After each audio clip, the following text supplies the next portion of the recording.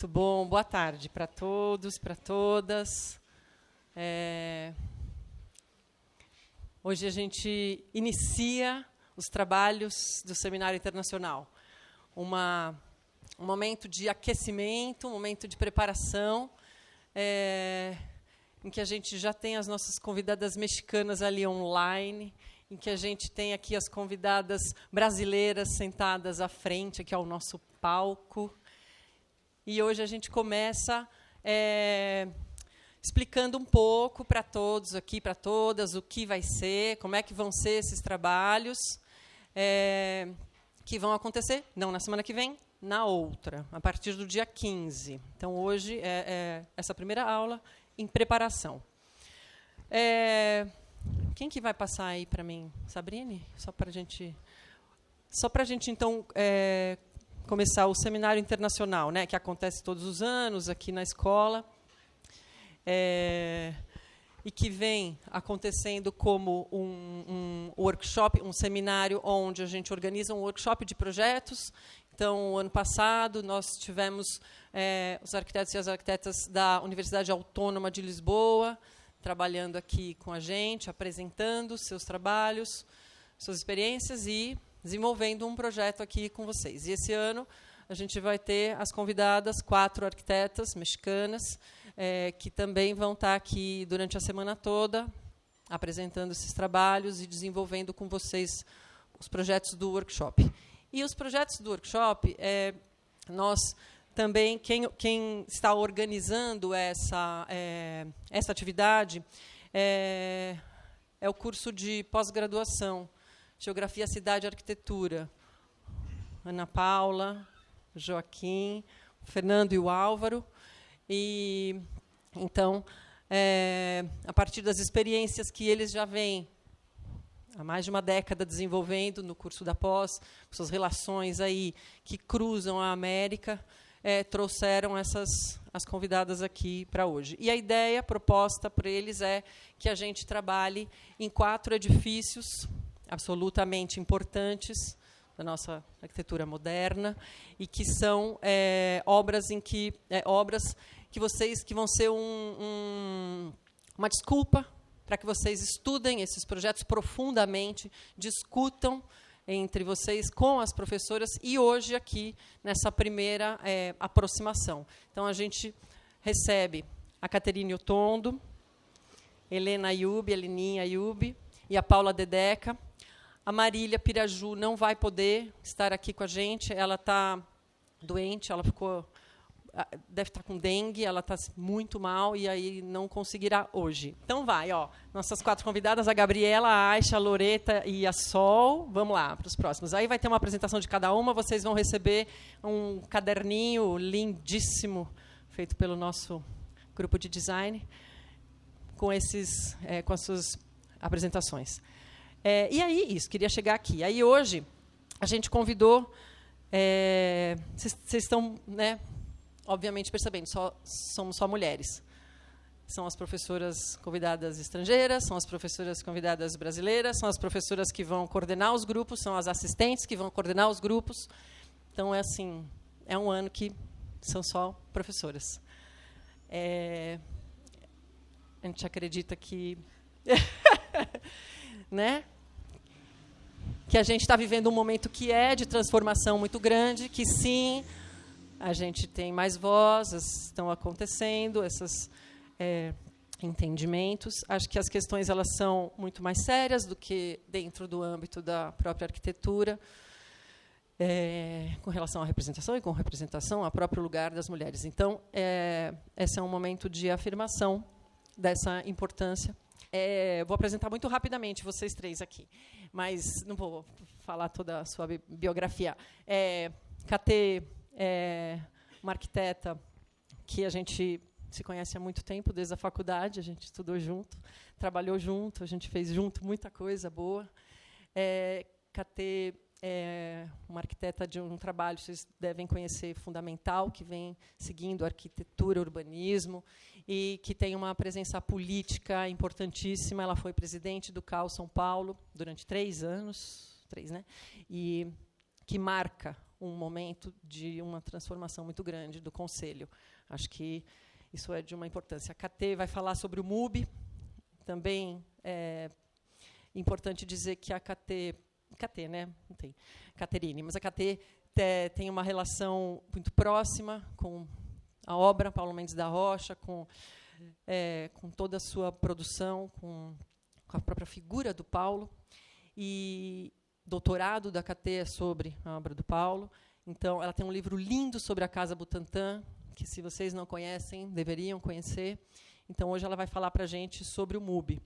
A gente, depois que terminar, a gente vai afixar, aí vão ter os grupos que já estão todos divididos, mas não ainda nesse momento. Então, agora é o momento em que todo mundo se concentra aqui, vamos escutar todas as falas, depois a gente vai ver isso aí. Mas aí, para vocês já irem estudando. A ideia de fazer hoje esse seminário é porque vocês podem, a próxima semana, estudarem essas obras, já irem atrás, cada um já sabe em que grupo vai estar, o que vai trabalhar, com quem que vai trabalhar e tal. Heleninha, também tenho que dizer que é de uma longuíssima data, nossa relação, foi minha professora importantíssima na FAO, querida, uma figura ali feminina potente, e que, enfim, vai falar para a gente sobre a FAO. Ela tem essa extensa, ela tem um escritório, desenvolve um trabalho lindíssimo, no seu escritório sobre em arquitetura, em urbanismo. Vocês também, se não conhecem, mas vocês devem conhecer, tem parcerias com os nossos professores aqui, queridos, muitas. E Heleninha, professora da FAO há 25, 30, não sei, muitos anos já. Enfim, eu já entrei, faz muito tempo, séculos. Entrei em 89. Ah, que linda, primeiro ano nosso. E então vai falar para a gente sobre a FAO, vai contar para a gente, vai falar sobre o projeto da FAO USP. E a Paula, bom, a Marília, vou assim, só para aqui, Marília que não está aqui hoje, mas Marília é arquiteta do Oficina, trabalha, ela é do Zinuzona, trabalha junto à companhia, então trabalha com as montagens. Hoje ela ia estar aqui, mas aí ia sair correndo por ensaio e ficou doente, não vai poder. Mas ela vai estar aqui com a gente outro dia. E a Paula, querida, que aí vocês já conhecem todos, porque a Paula é nossa professora aqui já há muito tempo. Paula também tem acho que uma especificidade muito bonita, que é ligar o mundo da prática e da teoria com uma forma de costurar isso muito linda, que faz parte de uma geração. Então, isso é muito, muito importante. E vai falar para a gente sobre o Ibirapuera. Então, eu acho que é isso. A gente está muito contente de receber vocês aqui. É uma admiração grande demais pelo que vocês são, pelo que vocês fazem. A gente pensou em começar com a Paula, dar andamento com a Heleninha, termina com a KT. E Paula, heroína de estar aqui hoje, passou por uma situação essa semana, te agradeço muito. E aí, com vocês agora, vocês que mandam. Obrigada. Primeiro, eu queria agradecer a organização pelo convite. Dar um oi para as minhas parceiras aqui de mesa, é uma honra. Bom, eu fiquei com a incumbência de falar sobre o Parque do Ibirapuera, que é uma incumbência que, aos poucos, eu fui percebendo que é difícil, porque eu acho que ele é um território, né? Eu acho que a primeira questão que eu queria colocar é que ele é um território grande na cidade, cujos limites mesmo são muito difíceis de serem definidos, porque eles foram, ao longo do tempo, a todo momento, sendo parcelados, divididos, invadidos, etc. E ele é um território que foi atravessado ao longo desses 70 anos, né? Ele faz 70 anos, a inauguração do parque, 70 anos esse ano. Foi inaugurado em 1954, em razão das comemorações do 4º centenário da cidade de São Paulo. E, ao longo desses 70 anos, a gente tem uma série de intervenções no parque, que, de alguma maneira, vai fazer com que ele seja produto de uma série de autores, né, de uma série de intervenções, sobretudo se a gente pensar o parque não só na sua esfera construída das edificações, mas na esfera da natureza, do projeto paisagístico, enfim. E é um pouco isso que eu pensei em mostrar hoje. Claro, falar do projeto de Niemeyer, mas também mostrar como o parque ele é resultado de uma ação de agentes muito diversos, com relação direta com as várias administrações públicas, etc. Então, essa é a área, né, do Ibirapuera que a gente cercada, que a gente conhece hoje, né? Mas essa foto aérea recente é justamente para mostrar como uma determinada área que também vem para cá, né, que inclui a Assembleia Legislativa, o ginásio, o Círculo Militar, enfim, uma série de outras edificações também compõem, em teoria, a área original atribuída ao Parque do Ibirapuera. Então,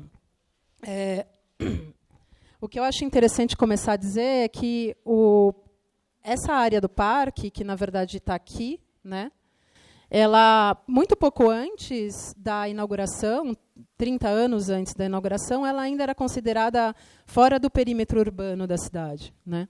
Então, aqui a gente tem a Vila Mariana, a Vila Clementino, que eram áreas que já estavam sendo parceladas e loteadas, mas não necessariamente já ocupadas.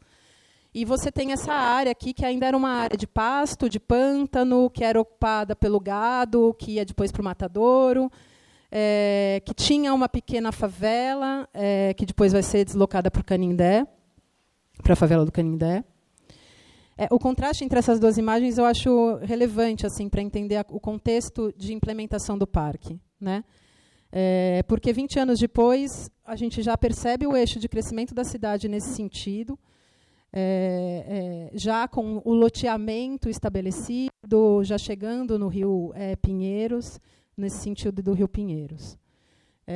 E mais do que isso, você vai ter já a implementação de uma série de redes viárias, né, fruto do diálogo com o plano de avenidas do Prestes Maia, e o início da conformação desses lagos, né, que, na verdade, foram lagos que foram sendo construídos ao longo da urbanização desse parque, porque antes era um pântano e que foi sendo drenado ao longo desses 30 anos. Chegando mais perto, então, aqui a gente tem uma situação de 1930, no qual a gente já tem uma demarcação, uma intenção de você ter esse parque, uma atribuição pública para esse terreno, mas ainda com um loteamento, uma ocupação do solo muito pouco densa, o que vai mudar no ano de inauguração do parque, que é 1954. Né? Então, aqui a gente já tem a configuração final de 1954 da ocupação do parque, já cortado, que eu acho que é uma das principais questões desse parque, que é o corte por essa avenida, que ainda não era uma avenida, ainda não tinha 23 de maio aqui, né? Mas ele é configurado por essas avenidas lindeiras, e que deixam para o lado oposto uma série de outras áreas que, em teoria, também seriam parte desse uso de parque público. E o que vai acontecer com o Parque do Ibirapuera é que ele vai se configurar como o primeiro parque metropolitano que a gente vai ter aqui na cidade de São Paulo, né? De fato, intencionando esse uso mais atingindo um público muito mais amplo dessa metrópole que se configurava justamente nesses anos 50. Eu vou passar rápido por isso, porque eu quero chegar mais nas questões de projeto mesmo, né? Mas aqui, só para vocês terem uma ideia, em 1940, olhando no sentido do parque, do Instituto Biológico, né? Então, você já tem esses arruamentos, você já tem as avenidas construídas, mas você ainda tem o parque desocupado, assim como esses loteamentos privados. E aqui é a favela Ibirapuera, que vai ser removida justamente em 1950 para a implementação do parque. E essas famílias, acho que eram umas 200 famílias, vão ser deslocadas para a favela do Canindé. Então, isso demonstra como o parque é fruto mesmo dessa metropolização, né? Então, ele tem, claro, elementos positivos relacionados à ocupação, ao progresso, à modernização da cidade, mas, ao mesmo tempo, ele carrega esse lado excludente da modernização e que vai empurrando, vai segregando essas áreas que vão se tornando nobres da cidade, de toda uma população que depois vai passar a usufruir do parque, mas com muita dificuldade, sobretudo do ponto de vista do acesso de transporte. Acho que outra coisa que pode ser interessante de colocar é que, em 1950, a gente ainda estava num momento de uma certa disputa em relação a essas linguagens a serem adotadas mesmo pela arquitetura ou pelo paisagismo, né? Então, a gente tem um primeiro projeto para o parque em 1929, que é claramente um parque que adota preceitos clássicos, né? Os canteiros, o desenho simétrico, a criação de perspectivas, a criação de fontes, de jogos de água, etc. Mas em 1951, que é o mesmo ano que a gente tem a primeira versão de projeto para o parque, a gente tem em disputa duas versões muito distantes, né? Em relação ao que deveria ser feito. Então, a gente tem o Cristiano Stockler das Neves, que naquela época era diretor da Faculdade de Arquitetura do Mackenzie, um grande defensor da arquitetura clássica e um grande oponente do ideário modernista, e que vai propor esse parque ao estilo paisagista francês, sei lá, algo nesse sentido, né, mas muito clássico, e muito no sentido da apropriação visual, né, das caminhadas, da apropriação visual, enquanto essa equipe de planejamento de 1951, que vai ser incumbida pela Comissão do Quarto Centenário, que tem todos esses arquitetos, que eu não vou ler todos porque está todo mundo enxergando, eu imagino, mas são todos arquitetos que estão se organizando ao redor do IAB nesse momento, são arquitetos com uma prática já muito associada à arquitetura moderna, e que vai propor esse parque que está longe de uma solução clássica do ponto de vista da estruturação do programa do paisagismo, né? Não dá para comparar os projetos de edificações, porque uma das grandes disputas era se o Ibirapuera deveria ou não ter construções, né? O Cristiano Stockler das Neves, ele defendia que ele não deveria ter construções, né? O Ibirapuera deveria ser um parque, sem programa edificado. Um parque com usos de áreas livres, mas que não deveria responder necessariamente a programas que deveriam ir para a USP, por exemplo, né, para o campus do Butantã, era uma das hipóteses. Mas, enfim. E o que eu acho interessante é que essa oposição entre parque livre e parque com construções é uma oposição que, de alguma maneira, a gente... E que depois vai se transformar em área natural versus área cultural, é algo que a gente carrega até hoje, de alguma maneira, no Ibirapuera, né?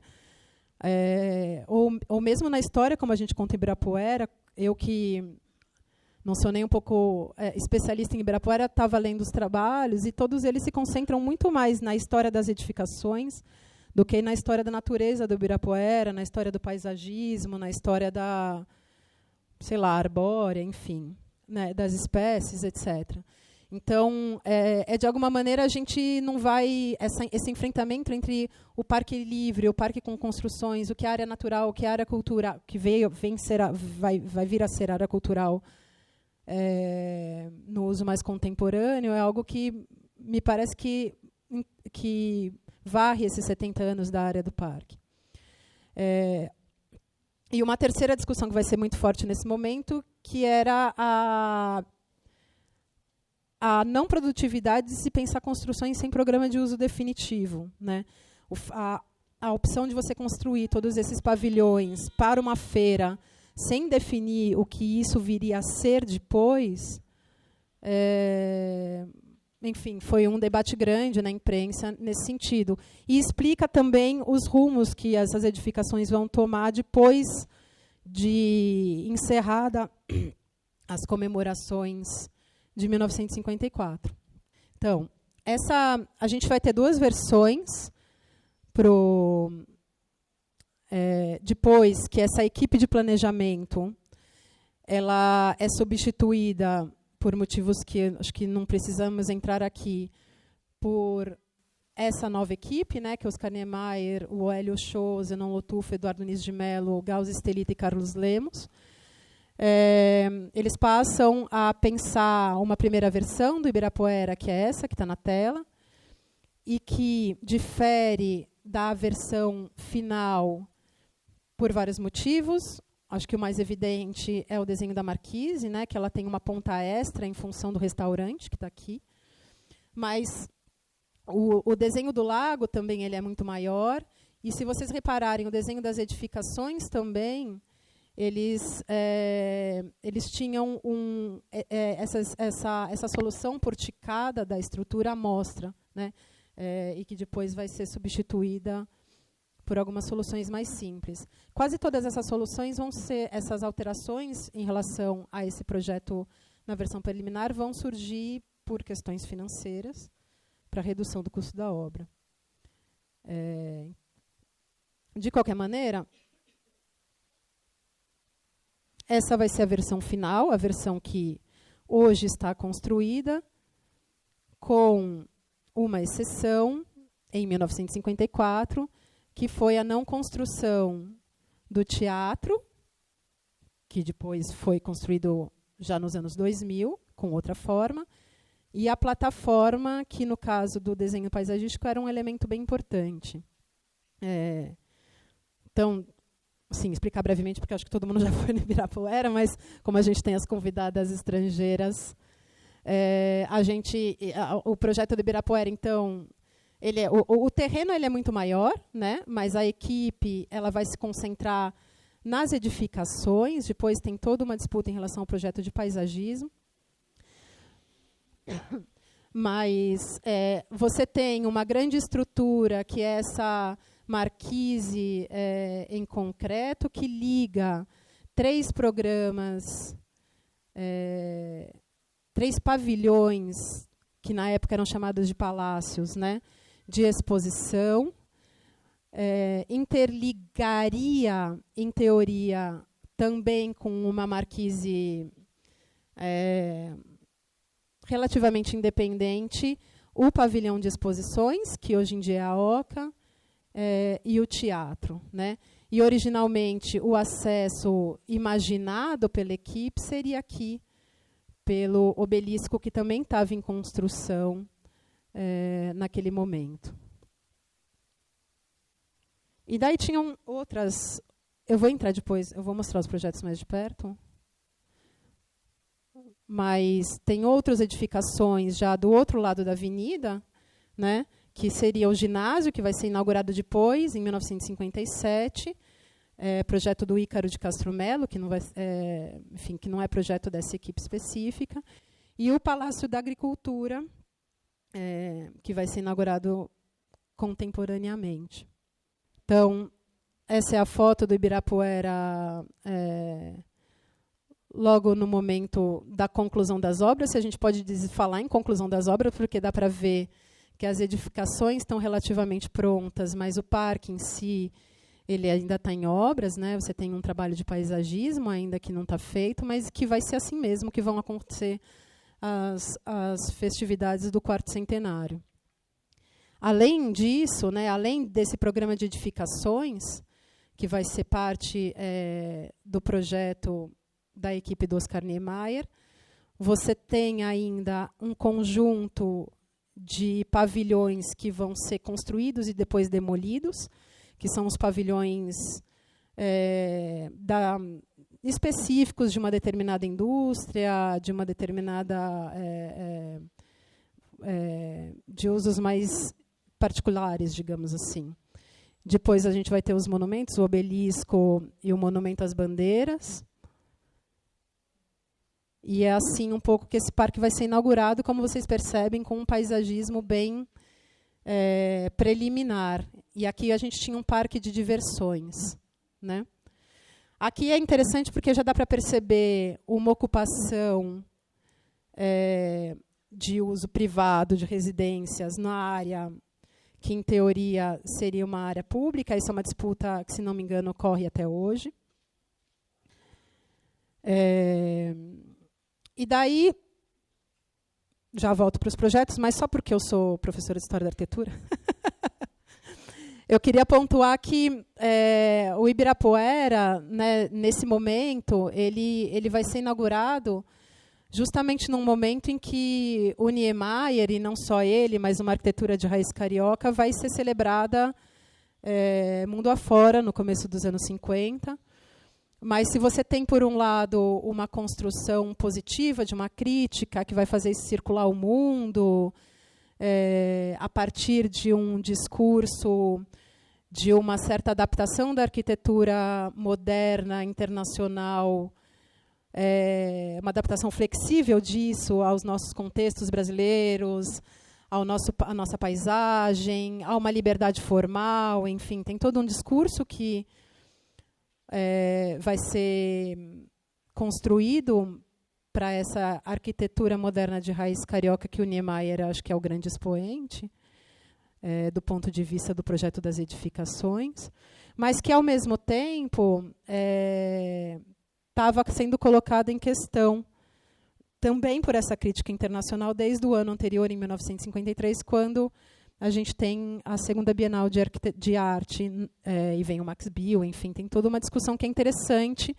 e que o Ibirapuera vai ser relevante porque é uma obra do Niemeyer em São Paulo, justamente quando aparece uma possibilidade de uma crítica paulista de arquitetura carioca. Então, acho que o enfrentamento paulista in loco dessas obras não é uma coisa irrelevante da gente pensar no período. E esse texto, Arquitetura Brasileira, do Joaquim Cardoso, é um texto interessante para se entender os motivos dessa arquitetura. Se alguém quiser depois ler, está na módulo 1, publicada um ano depois da inauguração do parque, com o pilar aqui do Palácio da Agricultura. Mas nessa mesma módulo, eles vão publicar esse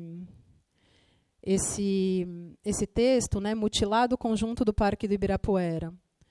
Porque, justamente, muito rapidamente, a equipe vai ficar descontente com a execução do projeto, por uma série de razões, mas, sobretudo, pela não execução...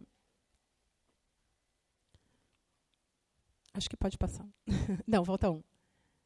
Ah, tá. Não, acho que depois. Então, pela não execução do auditório, que depois tem um croquis, que seria justamente a entrada principal, né, o que inaugura a apreensão do projeto pelos visitantes. Né? Então, você teria aquela plataforma elevada, onde você teria um monumento, que é a Espiral. De lá você veria a Oca e o auditório, entraria pela marquise e daí distribuiria para os pavilhões, que é uma percepção que a gente tem muito diferente de hoje em dia, né? Que eu acho que vocês podem perceber quando vocês forem lá. Mas aqui, só para vocês, para complementar o raciocínio anterior, a gente tem essa reportagem de 1953, Max Biel critica a nossa arquitetura, e que justamente vai pegar o Niemeyer como elemento central dessa crítica, que para ele era o esvaziamento de um discurso social, da arquitetura, etc. Bom, entrando no mérito das edificações, depois eu acho que, se vocês quiserem, tem para além do catálogo de obra, por exemplo, né, dos catálogos dos livros sobre o Niemeyer, você tem de fácil acesso esses números da Acrópole na internet, que vão publicar quase todas as obras detalhadamente, fotos da obra, fotos da concretagem, das armações, das soluções projetuais. Então, acho que é uma fonte interessante, já que vocês vão ter uma semana para estudar.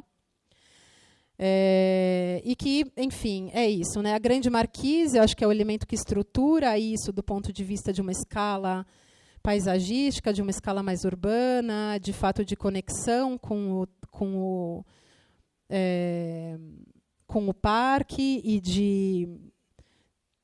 de certa integração com essas áreas livres.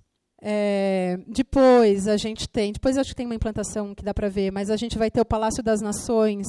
Cada um desses edifícios, eles são muito similares do ponto de vista da sua solução estrutural, mas claro que eles vão variar um pouco no desenho específico da solução dos pilares, da solução dos seus pavimentos internos, dos recortes internos, enfim, das circulações, né? Mas todos eles, de alguma maneira, dialogam com essa perspectiva do pavimento livre, da estrutura independente, dessa fachada de caixilhos íntegra, contínua, mas, ao mesmo tempo, desse desenho mais livre do apoio em relação do apoio do edifício no chão. Quase todos eles fechados desde o princípio, ainda que o projeto, na primeira versão, imaginasse térreos livres, né? Então, aqui o Palácio das Nações, atual Museu Afro-Brasil. Aqui o Palácio dos Estados, Pavilhão das Culturas Brasileiras. Também trabalhando, por exemplo, com elementos como Brise-Soleil, que eram elementos construtivos muito caros nesse momento, né, a essa linguagem. Palácio das Indústrias, que eu acho que desses projetos, eu acho que é o projeto mais reconhecido, mais conhecido, né, no qual a gente tem essas lajes recortadas de maneira formalmente livre, digamos assim, com formas mais orgânicas e que acolhem o desenho dessa rampa interna, mas também de um conjunto de rampas externas e que vão estruturar a circulação desse pavilhão. Todos esses edifícios tinham como programa original sediar as exposições, né? Sediar essas várias expografias, aqui no caso da Palácio das Indústrias, mas tinha o Palácio dos Estados, onde os vários estados brasileiros iam fazer as suas narrativas, enfim. Por aí vai. E aqui o Palácio da Agricultura, atual MAC, que eu acho que a foto da obra dá para ver bem essa estratégia de projeto. Ele muito mais verticalizado do que os outros, né? Já, digamos, um edifício em altura, mas que dá para ter uma noção dessa perspectiva estrutural.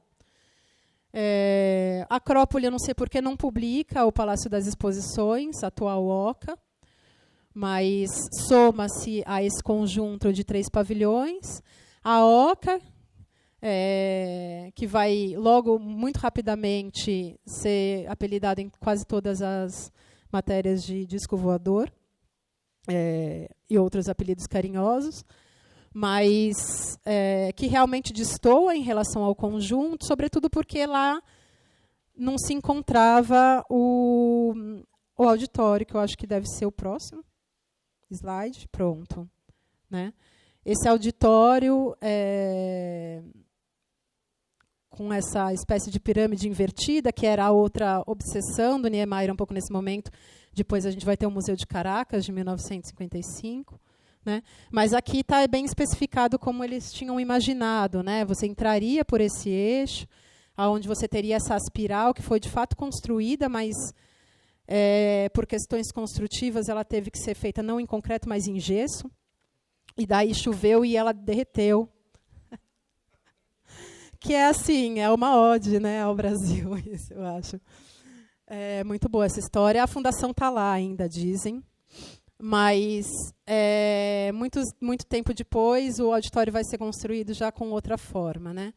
Mas aqui você tem essa marquise, essa primeira marquise, na verdade, né? Não a segunda, a primeira, que é o que a gente conhece seria, de alguma maneira, a segunda, que ligaria a gente teria uma rampa que é ao redor da Oca, enfim. Ia ficar demais. Aqui. Né? Então, para vocês terem uma ideia dessa espiral ou voluta ascendente, que era a escultura que, de alguma maneira, simbolizaria esse progresso paulista, ascendente, essa modernização, enfim, mas que foi uma tremenda dificuldade do ponto de vista do cálculo, que dá para perceber em relação ao projeto, em relação ao que foi construído, ou em relação ao ângulo, e que, enfim, depois se desintegrou. Mas eu acho que tem uma coisa que é interessante, que vale tratar, depois eu falo. E aqui vocês dá para ver, né? Então, esse aqui seria o mapa final, mapa geral do Parque do Ibirapuera, onde você vai dá para ver a Oca. A plataforma não foi construída, que foi outro motivo de gritos naquela reportagem na Módulo, né? Porque para eles a plataforma era um elemento central para você ter essa percepção de conjunto. A marquise, e daí os 3 pavilhões aqui. E uma série de outras construções, muitas delas ainda lá, no Ibirapuera. Né?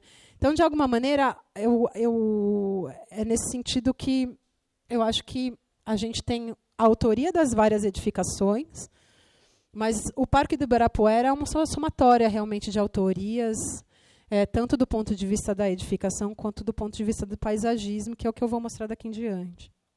Se eu tiver tempo, ainda porque eu esqueci de controlar. Daí vocês fazem uma cara feia para mim? Pronto. Aqui a gente tem o projeto do Burle Marx, contratado para fazer o projeto de paisagismo.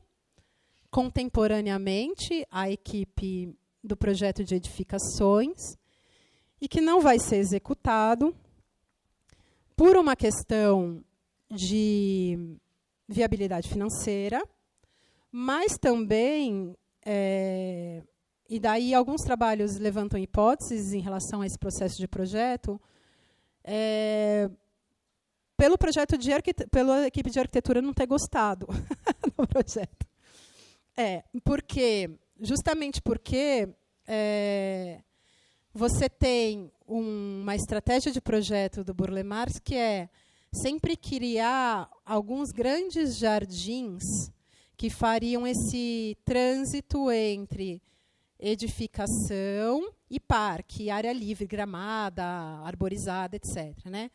E, de alguma maneira, esses grandes jardins, eles, por um lado, tiravam a imponência. Isso a Fernanda Cury, depois eu posso passar as referências, mas a Fernanda Cury, que fez um trabalho maravilhoso, que eu devo dizer que quase todas essas imagens vêm do trabalho dela, então acho que é importante eu mencionar. Ela vai fazer um trabalho que chama Ibirapuera Metáfora Urbana, um doutorado sobre a história do Ibirapuera até o contemporâneo. E ela que vai dizer nisso, a partir de documentação, como esses jardins eles tiravam um pouco a imponência desses edifícios, do ponto de vista da percepção do conjunto, e mais do que isso, não estavam criando as visualidades, né, os eixos de percepção visual que tinham sido imaginados pela equipe de arquitetura. Então, de alguma maneira, talvez a gente tivesse 2 elementos. Com certeza, uma questão da viabilidade financeira, mas também, talvez, uma incompatibilidade entre estratégia paisagística e estratégia projetual. Fato é que esse projeto não vai ser implementado,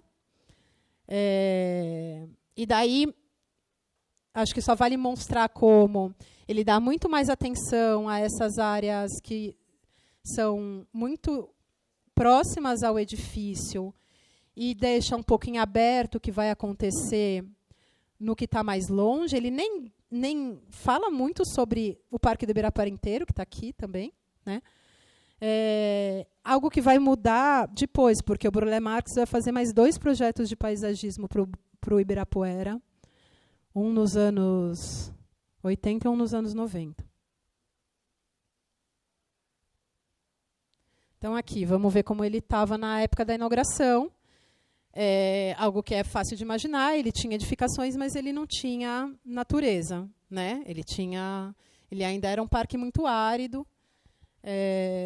E isso é uma coisa muito curiosa que vale comentar. Assim, pelo menos nos trabalhos que vão tratar do Parque do Ibirapuera, do ponto de vista da arquitetura e do urbanismo, a gente tem sempre muita documentação em relação a como ele era do ponto de vista das edificações, mas quase nada como ele era do ponto de vista natural. Então, não tenho imagens, não sei como era, assim, as partes que não são ao redor dessas edificações, quase. A não ser por essas imagens aéreas, né? E aqui a gente tem essas vistas mais gerais do parque. Aqui dá para ver a espiral. Aqui a gente tem o obelisco em construção. Aqui esses caminhos ainda um pouco precários de circulação. E o que vai acontecer é que o Departamento de Verdes da Prefeitura vai fazer o paisagismo, né? Eles vão pegar um arquiteto, um funcionário público, que vai fazer o projeto de paisagismo, vai escolher as espécies arbóreas, vai inclusive usar o viveiro Manequinho Lopes, que está aí, inclusive, desde a inauguração até hoje, e que fornece plantas para a cidade inteira, como fornecedor da arborização do parque. E aí, só para vocês terem uma ideia de como ele estava na época da inauguração, tinha todo esse uso mais lúdico dos barcos no lago, do restaurante, do parque de diversões. Isso aqui são cartões postais, né? Porque eu acho que agora que tem uma questão que vale a pena. Aqui, bom, mais fotos da inauguração. E eu acho engraçado ir para as poucas fotos que a gente tem coloridas desse momento, mostram como a coisa realmente era muito mais colorida, né? Esse desenho da atual Bienal, né? Com todos esses estandes, eu acho que também não dá para ignorar qual seria a percepção desse público a partir desse Parque Ibirapuera ocupado por essa expografia. Enfim, acho que daí toda uma pesquisa ainda a ser feita. Fato é que foi um sucesso, né? Acho que as fotos do Ibirapuera da inauguração tem algumas bem impressionantes, porque realmente foi um evento muito grande na cidade.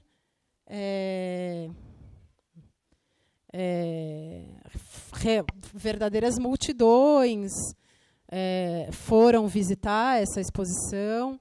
A gente pode ir passando, acho que é aqui, ó, o dia da inauguração. É realmente impressionante, assim, como isso estava cheio, as rampas lotadas, o parque de diversões em pleno funcionamento, porque teve realmente uma construção muito importante de um discurso em relação a esse quarto centenário na imprensa de São Paulo, né?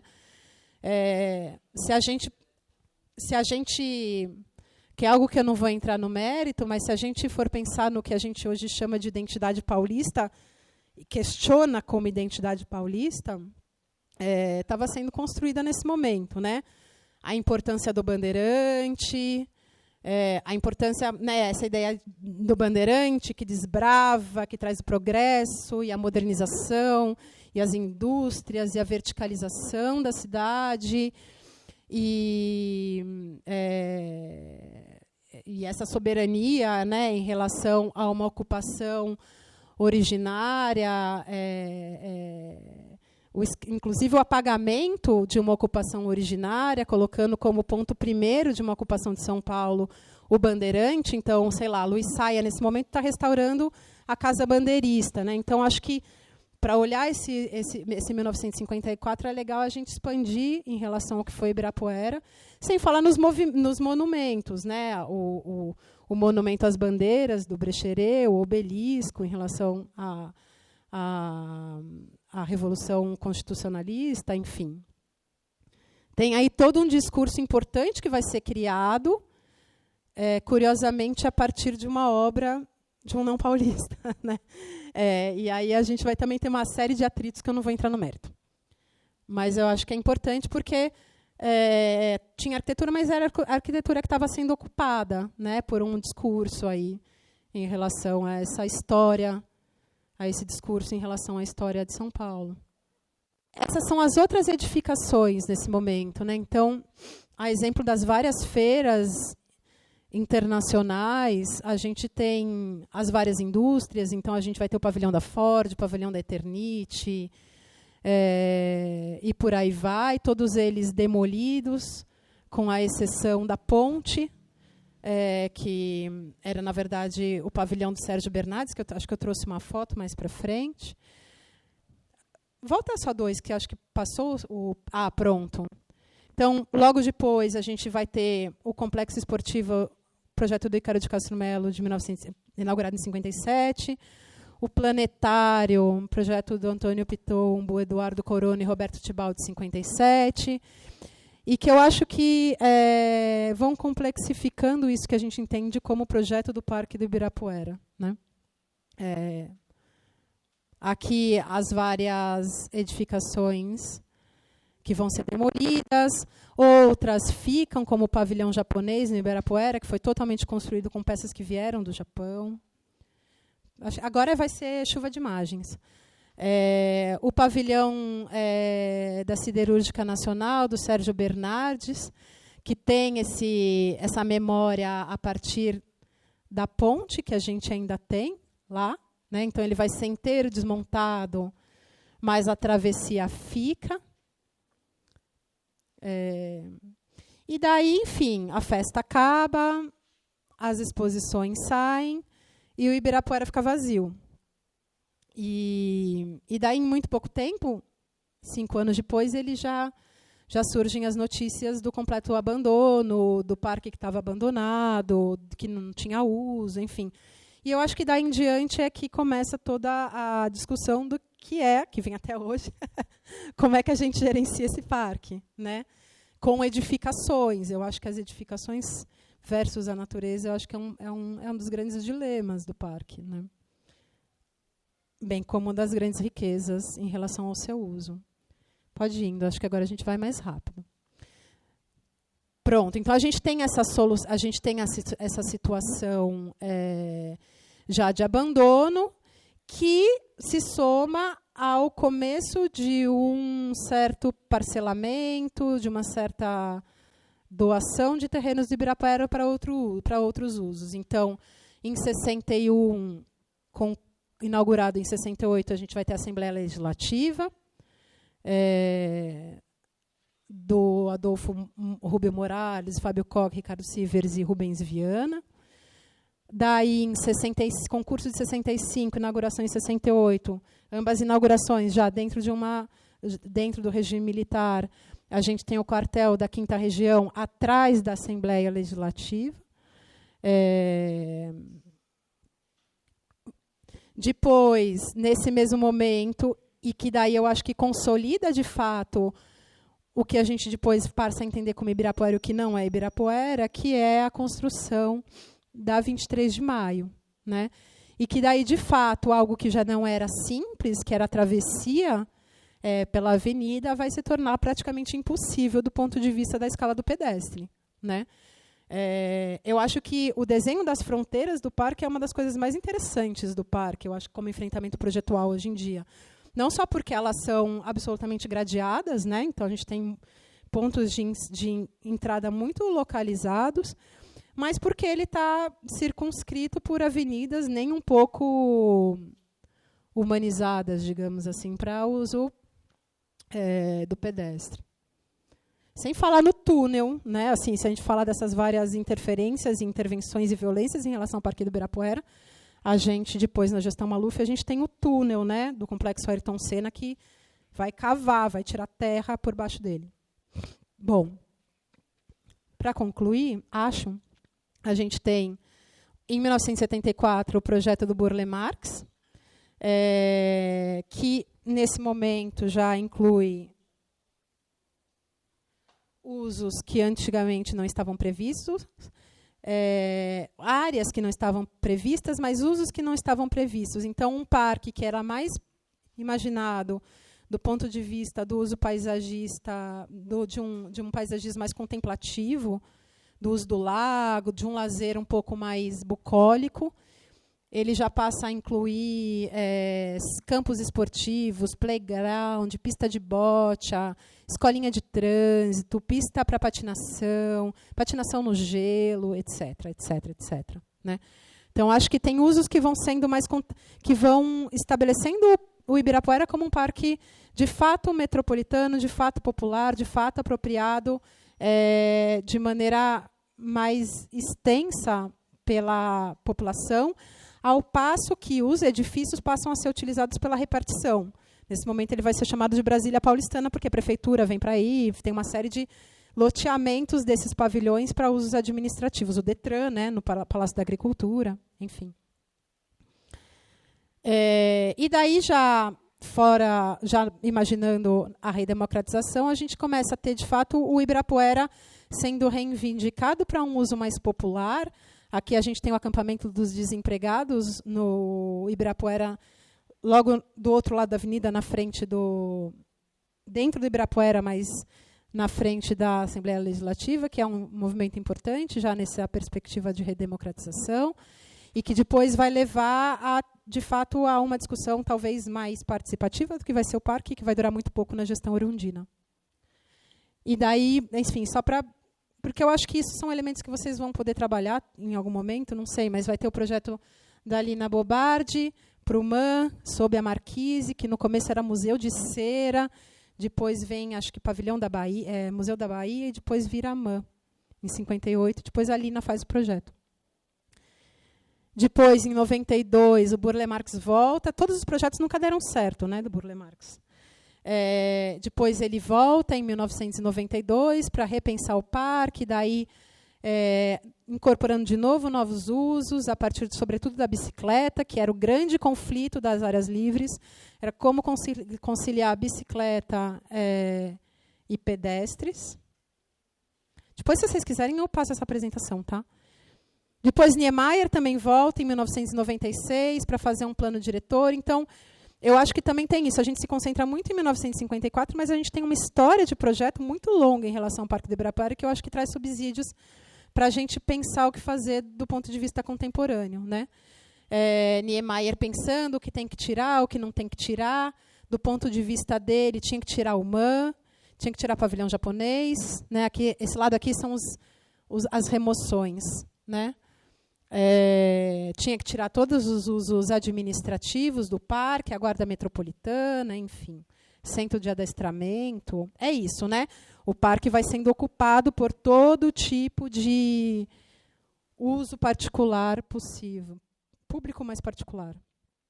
Pronto. E daí, em 2005, finalmente, ele faz o equilíbrio que se esperava em relação à Oca, mas sem aquela marquise que ligaria as duas edificações com o auditório. Só que agora não mais com uma pirâmide invertida. Né, aqui ele justificando justamente a construção do auditório a partir desse contraponto com a Oca. Estou passando agora rápido só para não avançar muito no tempo. E que, enfim, vai ter de fato um uso público, etc. E aqui, só para finalizar, umas fotos contemporâneas que mostram como, acho que a grade é o que impera hoje em dia no Ibirapuera. Né? É a grade que faz essa divisão entre o que é cidade e o que é parque, que é o fim do mundo. Né? Mas, enfim, tem seus motivos. A grade que faz a distinção, a separação do parque em relação à marquise, que está há tempos inviabilizada por questões estruturais, de falta de manutenção. A grade também que separa os vários usos de uso do parque, os vários usos do parque após concessão para a iniciativa privada, então, que delimita, por exemplo, a Smart Fit, esse lugar de relaxamento, mas é um relaxamento controlado, né? Provavelmente você tem que dar seu CPF antes de poder relaxar. Ou para uso do iFood. Então, tem uma coisa muito contemporânea, né? É iFood, é Smart Fit, é isso. Assim, o que é esse parque, hoje em dia, concedido à iniciativa privada, e que vai privatizando ele como um todo, né? Acho que é isso, é o último, não é? A Arena Centauro, é só maravilha. A Arena Centauro. Depois vocês vão poder explicar melhor para as convidadas estrangeiras do que se tratam esses usos horrorosos. E é isso, eu acho que só para encerrar, a gente, então, portanto, o que é originalmente a área do parque, que é isso, né? A gente vai, hoje em dia, ter e muito, talvez, isso aqui, né? Aqui tem as residências, então a gente ignora. E a gente tem, hoje em dia, essa área do parque, se a gente puder dizer que essa área ainda é do parque, né? Se a gente pensar nos vários usos particulares privativos de como isso está sendo ocupado hoje em dia. É isso. Desculpa, avancei. Super.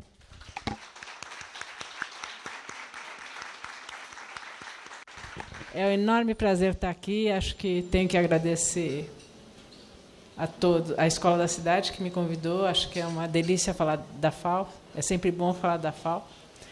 E queria dizer que quando Maju, você está aí? Ela está, mas ela está conversando ali. Quando eu montei essa apresentação, eu pensei um pouco no trabalho da Maju. E então eu pensei em falar na FAO, em falar no programa, no lugar, e a identidade, que é uma coisa um pouco que perpassa toda a apresentação, mas que é uma coisa que é significativo para a constituição daquele prédio, para a constituição daquela escola. Isso também é uma propaganda para o mestrado da Maju, que é uma maravilha, vale a pena conhecer. Então, vamos lá? Eu acho que vale começar. Eu que tenho que fazer, né? Ui. Bom, está cortando um pouco, mas só para começar rapidamente, acho que a FAO tem 75 anos, ela é uma escola nova. Ela sai da Escola Politécnica da Universidade de São Paulo. Você vai diminuir isso um pouquinho, é isso? Tá. E ela sai da Escola Politécnica sem um projeto de escola, né? Ela vem com as disciplinas da Poli e outras tantas que foram sendo trazidas das escolas de belas artes, mas sem um projeto de escola. E assim, ela foi se constituindo assim. Eu já mudei? Tá. Em meio às discussões que existiam sobre a necessidade de se constituir escolas de arquitetura no país, discussões promovidas principalmente aqui pelo IAB e pelos outros órgãos. E a gente ocupou primeiro um palacete aqui em Higienópolis, a Vila Penteado, projeto do Carlos Ekman, projeto de 1902.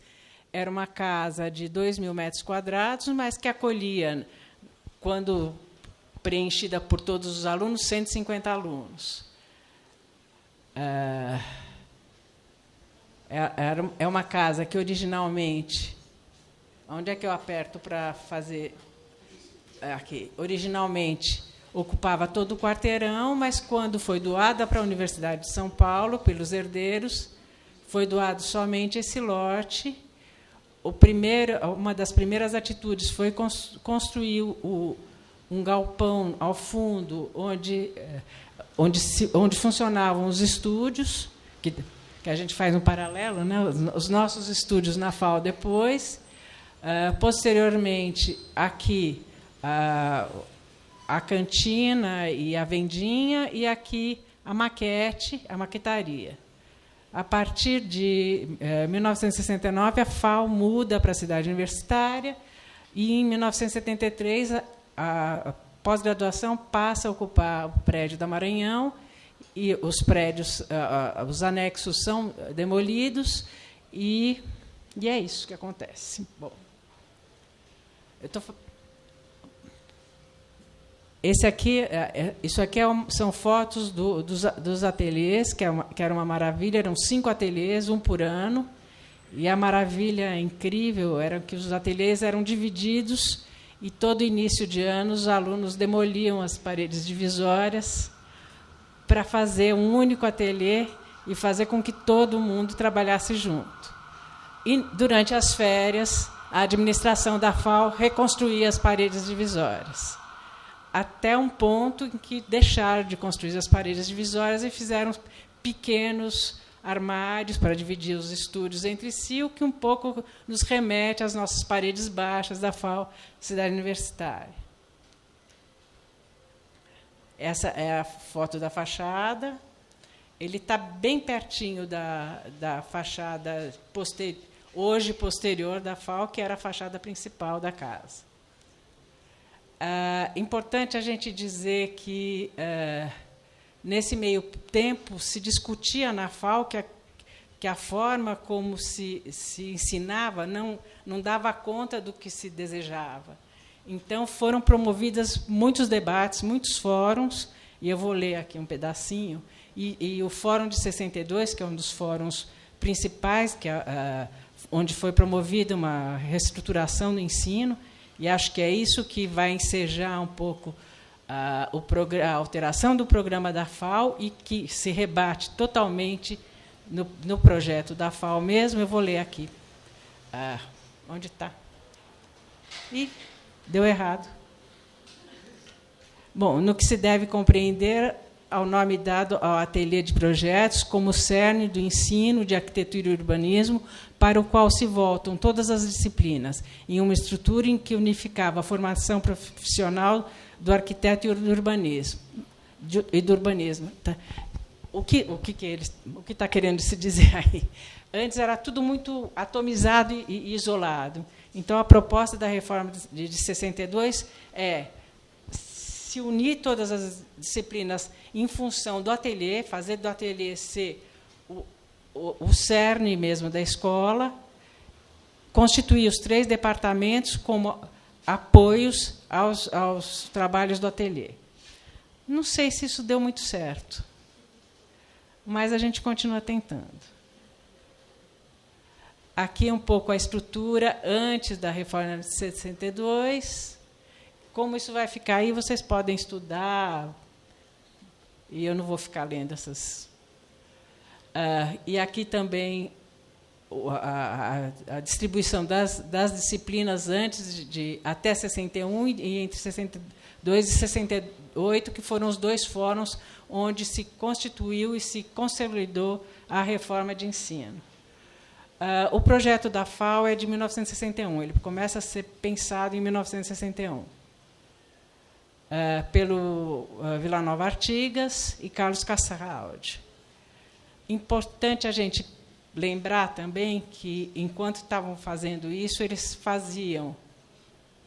tinham acabado de entregar a escola de Itanhaém, que eu acho que se a gente pensar na história das escolas produzidas do ensino público no Brasil, eu acho que é a primeira escola que dá um salto qualitativo no espaço, e é a de Itanhaém, porque ela propõe uma cobertura única que acolhe todos os ambientes da escola. Então, acho que a gente não conhece, eu, pelo menos, não conheço outra escola antes dessa que tivesse uma solução com tal vigor, com tal integridade.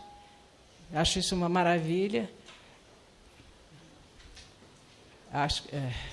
E o ginásio de Guarulhos, que é de 60, que também tem essa mesma força, né?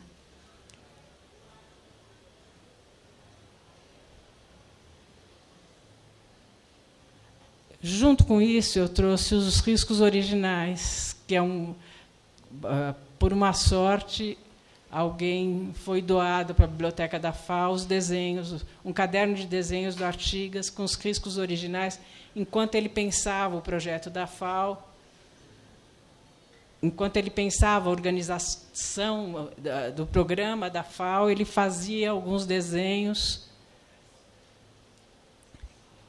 que nos remetem, e eu vou passar rapidamente, porque isso é bonito de olhar e de fazer analogias aos espaços depois construídos. Acho que... Tá, foi feita uma publicação, o Júlio Kaczynski, quando foi diretor, ele fez uma publicação maravilhosa, exemplar, porque tinha algumas folhas que eram transparentes, e ele reproduziu as folhas transparentes também. Não foi ele que fez, né? Ele promoveu. Mas isso um pouco tem o pensamento de quem estava querendo entender não só o programa, mas como conseguir, para aquele lugar, agenciar. Eu acho esse desenho é primoroso. Assim, chegar na FAO é isso que você vê, é isso que você percebe, é essa totalidade do espaço, e é isso que eu acho que é a força daquele lugar, né? Bom, aqui o projeto, tenho que agradecer ao Barossi, que ele me cedeu esses desenhos maravilhosos da publicação aqui da Escola da Cidade, porque são desenhos primorosos, e esses desenhos são os desenhos do projeto como foi construído. Então, sem todas as alterações, porque depois vem o desenho feio, daqui a pouco eu mostro o feio, porque as coisas mudaram, se ampliaram, a burocracia cresceu, e etc., etc., daí vem o desenho feio. Então, é importante a gente entender, eu acho que a síntese desse espaço, a limpeza da estrutura, a FAO tem uma estrutura a FAO tem 66 por 110. É uma modulação estrutural de 11 por 11 com vão no Salão Caramelo de 22. 11 é esquisito porque é número primo, né? Mas não sei o que passava na cabeça daquele senhor. Mas é tudo modulado assim. E a estrutura que, depois que desmoldou, estava pronto o espaço. E o resto é fechamento leve. Então, a gente tem aqui o acesso. Ixi, agora errei tudo. Isso aqui é uma implantação. A gente traz, ele trouxe para cá, não mostrei na FAO Maranhão, mas ele trouxe para cá o laguinho, como na FAO Maranhão a gente tinha um laguinho onde eram feitos os banhos dos bichos no início de cada semestre, de cada ano, de cada ingresso, né? Ele trouxe para cá um laguinho igual ao da Maranhão. Aqui é o acesso, a gente tem uma coisa muito limpa aí, eu acho que é muito característica desse prédio, que são as circulações. As circulações organizam o espaço e você tem uma legibilidade de tudo que não precisa. A gente não precisa de comunicação visual nesse prédio. Você consegue ler o espaço, você sabe onde você está, você sabe como você caminha por isso e aonde você quer ir, você vai indo, né? Acho que não só as circulações fazem isso, como essas duas prumadas. A gente tem duas prumadas aqui de instalações que também organizam esse espaço, né? Então, acho que só essa limpeza, essa clareza, e isso é tão característico do Artigas que é maravilhoso, né? Então, essa clareza e essa limpeza é fundamental. Aqui o subsolo, que não é tão subsolo assim, né? Onde temos o auditório. Originalmente, a gente tinha aqui as oficinas, oficina de maquete, oficina gráfica e laboratórios, que mais tarde foram transferidos para um anexo. Aqui, o nível das bibliotecas. Não, aqui é o... Voltei para o térreo, né, gente? O Salão Caramelo. O Salão Caramelo não tinha... Aqui ele era aberto para... Você tinha um caixilho, mas ele era voltado para cá. Você tinha isso aqui aberto. A área da diretoria, que ocupava só esse espaço, o Grêmio, Caracol, lanchonete e a portaria. E o Banco dos Bichos, o famoso Banco dos Bichos.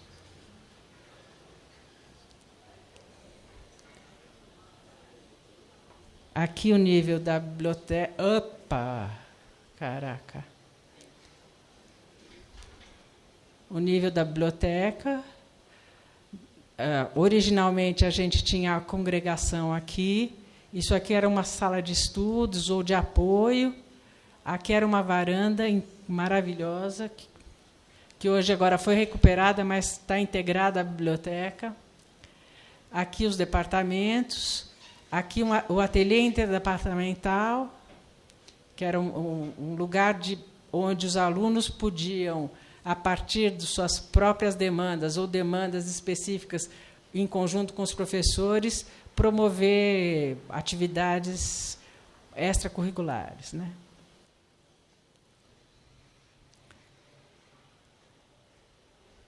Aqui os ateliês e as salas de aula.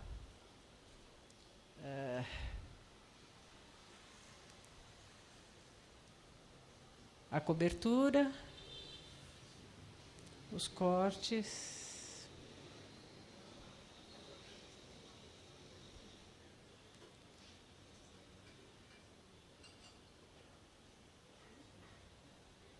Algumas fotos da época da construção, que também o professor Barossi fez o favor de me ceder.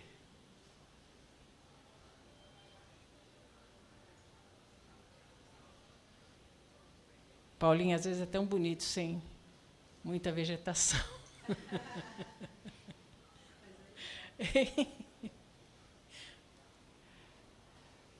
É muito parecido com aquele desenho da Artigas, não vai?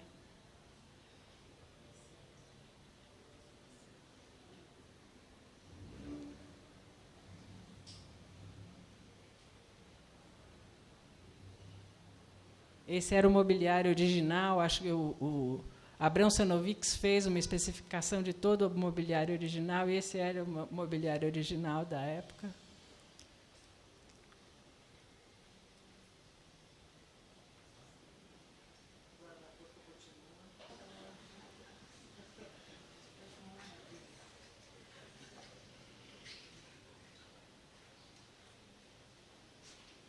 Bom,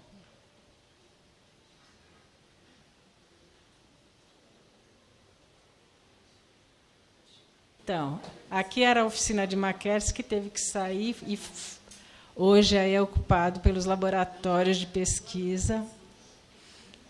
Então, os alunos desciam um lance de rampa e estavam na oficina, né? Então, você fugia da aula e estava na oficina. Então, você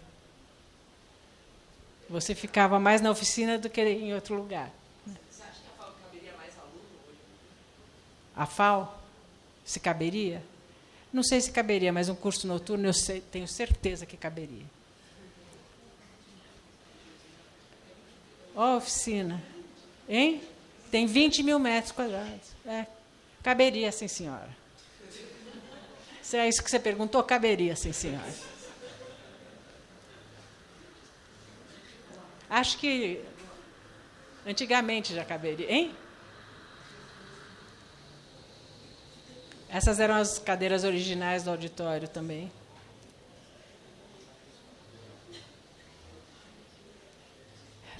Uma coisa importante também é que a FAO foi feita, ela foi para a cidade universitária num contexto onde todas as faculdades estavam indo para a cidade universitária e onde existia uma proposta que era o Corredor das Humanas, de se constituir um corredor.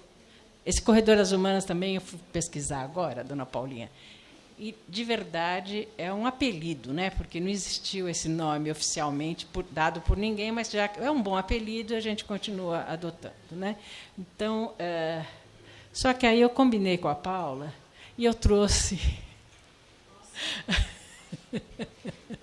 parceirinhos da mesma época, propostas de intervenção. Essa aí é um plano de 43 para a cidade universitária. Depois, um plano de entre 45 e 47. O plano de 49. E um plano de 62, e o Corredor das Humanas, acho que agora vai. E o Corredor das Humanas está aqui. O plano de 62 foi coordenado pelo Paulo Camargo, que era um engenheiro, que era do antigo Fundusp, que não chamava Fundusp, eu não lembro. Tá, em algum lugar aí está escrito. Então, já tinha uma forma um pouco mais moderna e mais interessante de organização. E essa proposta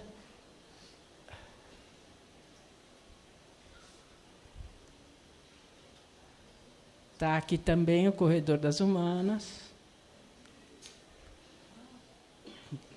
E o Corredor das Humanas era constituído pela Faculdade de História, projeto do Corona, a Letras, do Carlos Milan, Geologia, do Pedro Paulo de Melo Saraiva, Filosofia e Sociologia, do Paulo Mendes da Rocha, a FAO, do Vila Nova Artigas e Carlos Cascaldi, e Matemática, do Joaquim Guedes.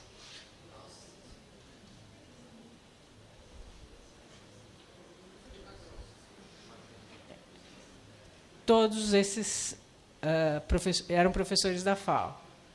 Eu vou passar agora depressa, porque nós vamos demorar 2 dias aqui falando de cada prédio. Mas vai ficar isso aí para vocês olharem. Cada um desses projetos. Eu acho que depois eu vou mandar a publicação também. Hein? Tá na bibliografia. Calma aí, dos meninos. Pode ser assim? Hein? É muito legal. Da Contravento.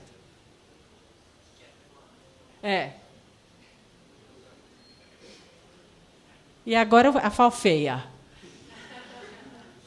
Ela cresceu, a burocracia cresceu. Foi necessário, em 89 se fez um concurso, se construiu esse anexo, para onde foram as oficinas, os laboratórios fotográficos, gráfica, etc., etc.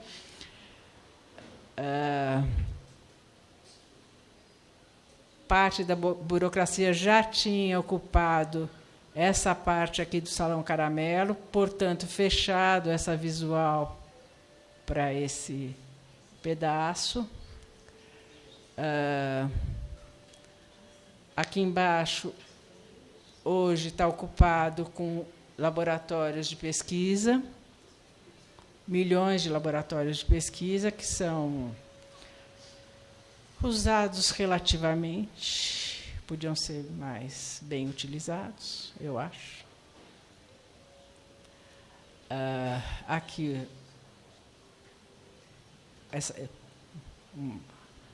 em maior escala, essa porcaria aqui, que foi totalmente fechada. Esse nível que tinha, inicialmente, a área administrativa era alinhadinha aqui ao banheiro, cresceu, engordou essa barriguinha para cá. A biblioteca ocupou toda essa área, que é lógico que a única coisa que tinha direito de crescer nessa escola era a biblioteca, né? Podia crescer para todos os lados, para cima, para baixo. E o resto continuou igual.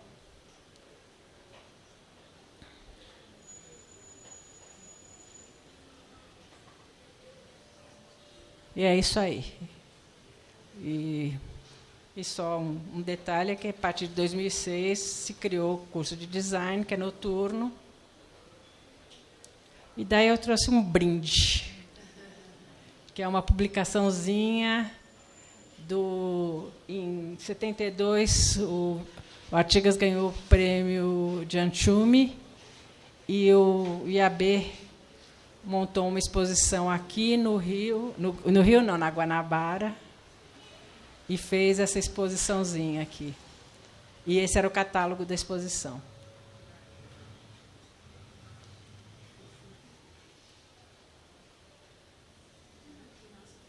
Não é linda essa foto?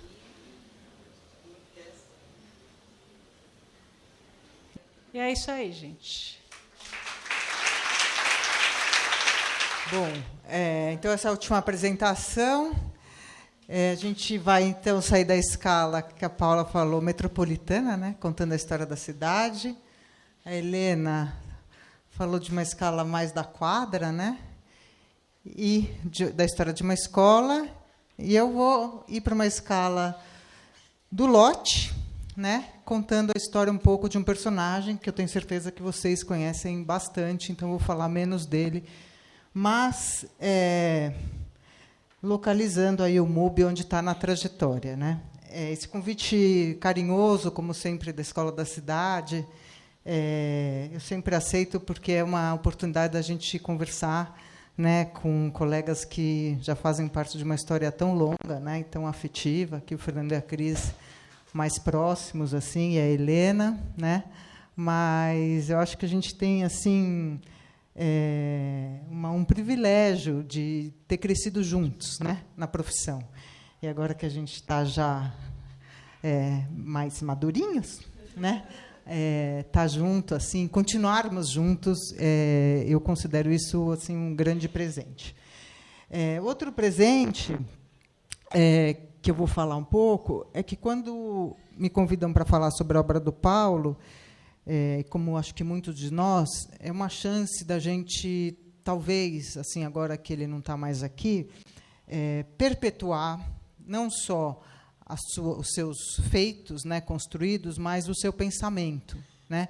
Então, continuar falando da obra do Paulo Mendes da Rocha, do jeito que ele pensava a arquitetura e, sobretudo, do jeito que ele via o mundo, para mim, assim, se tornou quase que um ativismo, assim, né? Eu fico apavorada de que daqui 10 anos não se conheça mais quem foi o que pensou Paulo Mendes da Rocha. Então, toda vez eu acho que é para nós um momento importante, assim, né? Eu montei então uma apresentação que vai trazer algumas obras, assim, pensando no exercício de vocês, né? Eu não vou mostrar o projeto do anexo que ele fez, que eu achava que não valia a pena, né? Porque vocês vão pensar do zero, então acho que é meio chato. Mas vou falar um pouco da história desse museu e vou falar um pouco das entradas projetuais que levaram ao Paulo a fazer esse projeto, né? Eu trouxe aqui um croquis, eu tive a sorte de poder ficar vasculhando as gavetas do Paulo durante muitos anos, e esses croquisinhos que ele falava, falando ao telefone, né, davam pistas, assim, do jeito que ele via o mundo. Daí ele essa pergunta é muito boa, né? É para pousar ou é instantâneo? Para nós arquitetos dá para dar um ano de aula de projeto só falando dessa frase. Aí tem um fusquinha, aí umas pessoas olhando do outro lado.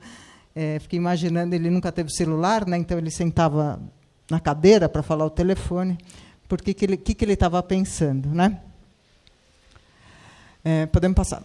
Isso aqui é uma imagem de um trabalho que eu fiz quando eu fui fazer o mestrado, doutorado. Eu estudei toda a obra do Paulo, né? E durante esse estudo eu fui achando que era um excelente método fazer categorias de obras dele. Então eu achei que eu estava fazendo uma coisa muito legal.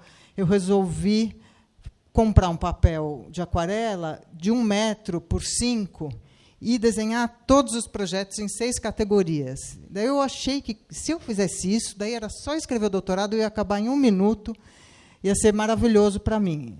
E aí eu fiz as categorias, desenhei, daí pintei com aquarela, fui me divertindo aí no chão, desenhando. E aí, quando eu abri tudo isso com a minha orientadora, Ana Beluso, deu tudo errado. Porque as categorias que eu fiz, né, era, sei lá, casas no campo, casas na cidade, estruturas mistas, projetos de território, as obras não me obedeciam. Elas ficavam andando de um lado para o outro, e essa daqui podia subir, essa podia descer.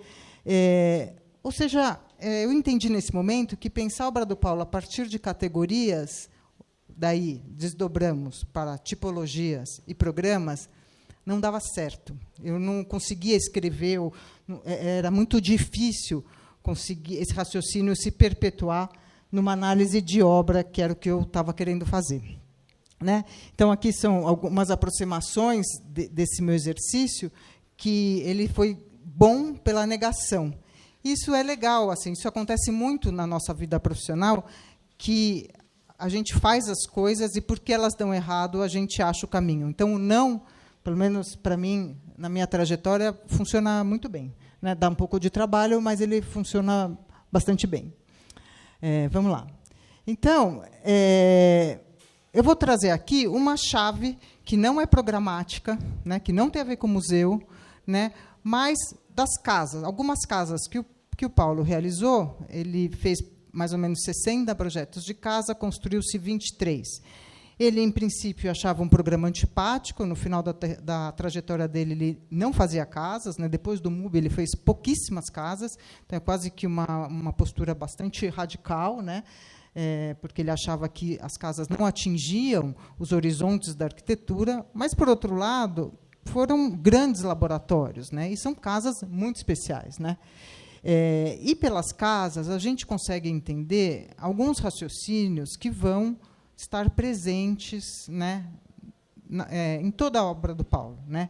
Então, por exemplo, essa aqui é uma casa na Ilha Bela, onde ele tem um acesso pela cota de cima, né? Ele cria uma linha de acesso, né, e uma linha onde se dá a casa propriamente, e o terreno ele vai solto embaixo, e, nesse caso aqui, a piscina. O Paulo era, no meu ponto de vista, um grande desenhador de piscinas. Eu acho que são piscinas sempre muito bonitas, né? E, nesse lugar, que eu acho que o que ele projeta, de fato, é essa tensão, aí, retomando um pouco o que a Paula falou, entre a construção e a natureza, que eu acho que é que se dá os espaços mais intrigantes da sua arquitetura. Pode passar. Então, essa é uma outra casa, que é do José Moura Gonçalves, já uma casa em São Paulo. Do mesmo jeito, ele organiza um chão, né, uma topologia, que a gente pode chamar assim, cria um horizonte, e entre essa linha de chão e esse horizonte é que se dá o programa da casa. Aqui são outras duas, a Mazete, que é uma casa que é aqui no Pacaembu, e a Lígia Carneiro, que é uma casa em Indianópolis, né? Que são casas da década de 60 e 70, onde esse raciocínio ele leva realmente à exaustão, né? São casas, por exemplo, essa casa, por exemplo, ela tem um pé direito super baixo, isso daqui tem 2,20. Esse jardim é um jardim do Bulemars que foi feito, acho que deu certo, pelo menos. Aqui é um jardim espetacular. Aqui é uma casa que hoje aqui é em Costa do Pacaembu. Hoje ela pertence a um dono de uma empresa de móveis, né? E é uma casa que também se dá, que são casas térreas, que se dão dentro dessa dualidade entre a organização de um chão e essa linha do horizonte. E essa é a casa dele, que é a única que eu vou mostrar um pouco de fotos para vocês, porque acho que isso são publicações que estão exaustivamente realizadas, né? A casa do Butantã, um interesse é que são duas casas, quase que idênticas, uma dele e outra da irmã dele, num bairro perto da USP, perto do Rio Pinheiros, e ele aqui faz a mesma operação, ele organiza esse chão, cria esse talude, que vai ter a ver com a Casa Bandeirista, que a Paula falou, que estava sendo restaurada do outro lado da rua. E aqui, entre esses dois planos, ele faz a casa dele, com algumas particularidades que vocês já conhecem, que os programas públicos estão nas duas extremidades, e o quarto, que é a parte privada da casa, está no meio, ou seja, os quartos da casa não têm janela direta, né? Pode passar. Essas casas todas, elas têm uma particularidade, que elas foram feitas com um material, que é o concreto. Isso permitiu ao arquiteto realizar algumas ações que são muito características da sua arquitetura, que é fazer com que um mesmo elemento, vamos dizer assim, uma peça, ela seja várias coisas ao mesmo tempo agora. E por isso que a gente pode falar que a obra do Paulo ela se dá por uma síntese, que é super difícil de fazer, justamente porque uma peça como essa daqui, ela é peitoril, ela é parede e ela é calha e platibanda, né? Só com uma peça ele resolve várias instâncias dessa casa. Então, dá para ver aqui que essas duas empenas aqui de concreto, elas realizam uma série de funções com um material só e com recurso quase que de recorta, dobra e abre, né? Que aqui, essas pequenas aberturinhas aqui. Um pouco, daí, se a gente pensar como Amílcar de Castro, não à toa que ele gostava muito desse escultor. Então, aqui são vistas externas da casa, e aqui é uma vista interna, logo depois que a casa foi construída, e não contente em fazer a casa toda em concreto, ele fez as camas, o sofá, todas as bancadas, é tudo concreto. Pode passar? Aqui é uma casa que é super pouco visitada, porque é uma casa que fica num condomínio privado, de um senhor que chama-se James King, casado com uma senhora que esqueci o nome, mas é uma senhora mineira, e que também está dentro dessa série, né, aí, apesar de ser um condomínio privado, tinha essa relação com a natureza bastante franca, e aí aqui vai ser um dos poucos partidos onde o Paulo inverte a solução, ele faz um pátio interno e a casa gira em torno desse grande pátio, que é a fonte de luz, uma segunda fonte de luz natural da casa. Essa casa ela tem uma particularidade, que é uma casa assim, bastante radical enquanto planta, e a gente... muitas pessoas dizem que são casas difíceis de se morar, né? Porque é muito concreto, muito duro. E essa casa é a prova, para mim, que não é nada disso, porque as casas do Paulo, em princípio, pouquíssimas foram vendidas, né? Essa casa está à venda agora. Pouquíssimos mudaram de dono, e as pessoas parece que se divertiam nesse espaço. Vocês imaginam um inglês, que deve ser a decoração inglesa, né? Eu fico imaginando aquelas xícaras de vovozinha, tudo com perna, sei lá, com uma mineira que gostava de armário mineiro, aquela coisa bem pesada. Ela era artesã, então era uma casa cheia de quinquilharia, coisa pendurada para tudo quanto é lado, assim, cafona, vamos dizer assim, entre nós, amigos, mas muito, vamos dizer assim, pertencente àquele lugar, né? Então, isso traz assim uma percepção de que o espaço, né, no fundo, ele quanto mais livre, né, melhor, talvez, a ocupação que ele permite aos seus usuários. Essa casa tem uma particularidade, que é uma das primeiras casas que ele faz, a lâmina de água na cobertura. A Lua sabe bem do que eu estou falando, porque a casa dos pais dela tinha essa cobertura. Eu nunca vou me esquecer que ela falava que é um inferno, porque se tem peixe para comer o mosquito, agora tem dengue, as garças do rio vêm, comem o peixe. Enfim, é um inferno, mas estruturalmente funciona muito bem. Vamos lá. E essa é uma das últimas casas dessa série que eu vou mostrar, que foi feita em 1974 para um advogado viúvo que tinha um filho e uma biblioteca gigante. Esse advogado, que chama-se Antônio Junqueira, ele foi diretor da Faculdade de Direito, e ele pediu para o Paulo fazer uma casa com um anexo para a sua biblioteca. O Paulo inverte o programa, que era algo que ele fazia com frequência, e faz uma biblioteca com um anexo sendo a casa. Então, o que a gente está vendo aqui é a implantação. Então, esse grande volume, que é o que a gente vê da rua, é a biblioteca, num bairro que chama, acho que é Jardim Guedala. E aqui embaixo, sob essa laje jardim, que é água e guaimbês, né, está a casa. Então, está nesse nível a casa. A casa você não percebe que ela existe vendo da rua. Pode passar. Então, aqui a gente vê uma vista lateral, tem o grande volume da biblioteca, e aqui, aos fundos, está a casa. Pode passar. Então, aqui a biblioteca, você tem acesso ao jardim, então ele eleva o jardim da casa. Aqui é numa espécie de meio subsolo, à vista dos quartos, e aqui a saída da biblioteca para essa laje-jardim, que fica sobre os quartos, a sala, a cozinha e tal. E aqui é a fachada da casa, essa é a biblioteca. Essa empena, ela é um pouco oblíqua, tem essas duas aberturas que faz uma entrada de luz refletida para a biblioteca, né? Então os livros ficam protegidos, né? E são iluminados pelo reflexo. Essa é uma foto da época, então está meio ruim, o reflexo do sol que bate aí.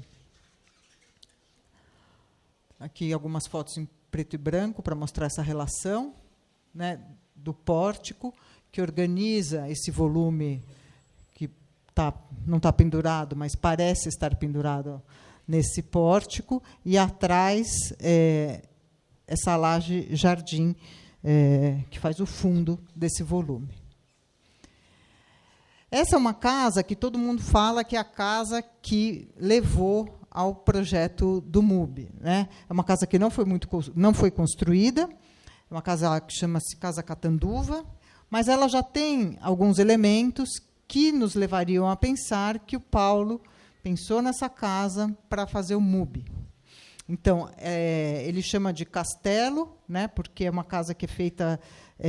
ela tem uma monumentalidade, você tem esse grande pórtico, que marca, vamos dizer, o que seria o recinto da casa, que está todo aqui embaixo, em 3 figuras que eu vou mostrar mais à frente. A planta é sempre muito singela, né? Você tem quartos de um lado, esse grande saguão que organiza as atividades coletivas e serviço do outro. Pode passar.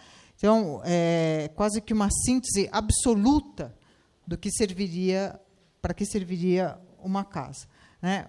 Tem um pavilhão, o lugar de dormir, e a piscina, que é o espaço do divertimento. Essa semana eu estava montando a aula e eu assisti um trechinho de uma entrevista que a gente fez com o Paulo, que eu vou mostrar. Ainda bem que a Ju e o João estão aqui, porque a gente fez juntos esse trabalho. E o Paulo falava do ridículo que alguém tem uma piscina na sua casa.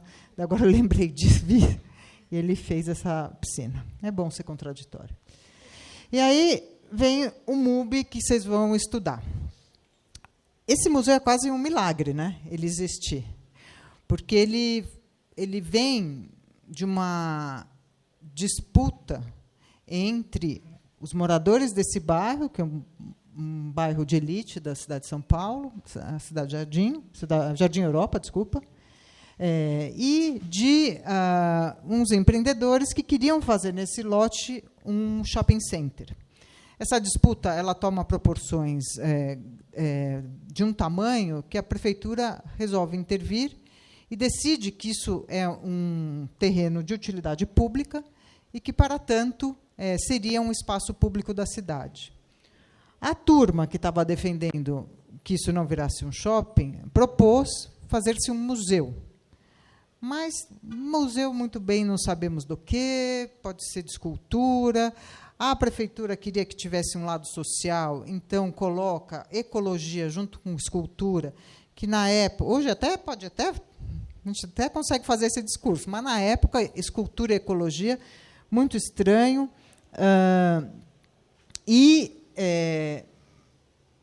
Um museu sem acervo. Então, não é que a gente vai trazer o acervo do Brecheret, ou do Jorge, ou algum escultor, né, para cá.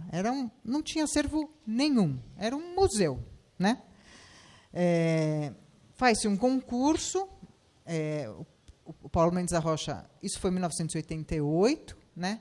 Ele estava numa fase da sua trajetória profissional bastante difícil, porque ele tinha ficado 20 anos cassado da FAO, com alguns trabalhos, vamos dizer assim, com poucos trabalhos, para o nível que ele já estava, né? Ele tinha ganho o concurso do pavilhão de Osaka, ele tinha construído no Japão, ele estava, assim, vamos dizer assim, no auge, assim, para colocar uma primeira, uma segunda marcha na sua trajetória, e ele é cassado.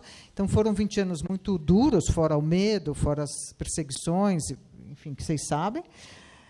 Então, esse concurso é o primeiro momento, assim, vamos dizer assim, de quase que uma reabertura da possibilidade dele voltar a trabalhar com uma potência. Vamos pensar que depois do MUBI veio a Pinacoteca, veio a Loja Forma, aí ele começou a ganhar os prêmios e tal. Então, de fato, quando vocês forem estudar a trajetória do Paulo Nunes da Rocha, é um momento de transição bastante importante, né?